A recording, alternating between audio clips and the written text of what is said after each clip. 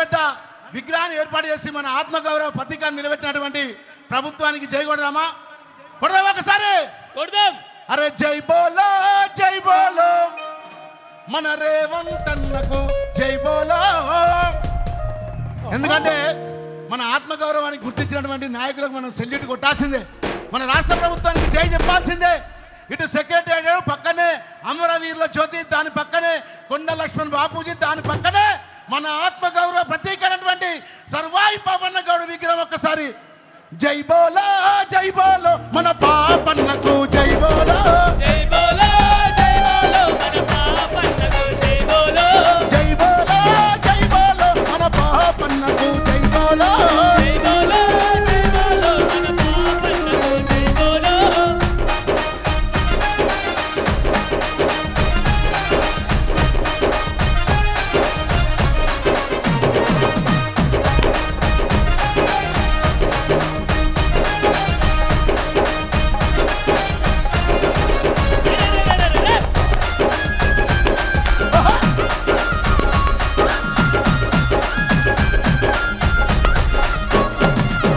చెట్టు తల్లికి తడి చెట్టు చల్లికి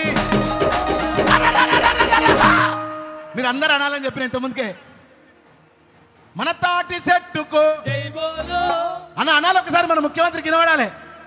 మన తాటి చెట్టుకు మన ఈత చెట్టుకు అనాలి గట్టిగా సరే. మన తాటి చెట్టుకు మన ఈత చెట్టుకు మన కళ్ళు కుండకు నిజంగా సర్వ రోగ నివారణ ఏదైనా ఉందంటే ఈ భూమి మీద అది కళ్ళే, అవునా కదా? మన కళ్ళు లొట్టికి, జై బోలో. మన మోకు ముస్తాదుకు, జై బోలో. మన ఎల్లమ్మ తల్లికి జై బోలో. జై బోలో.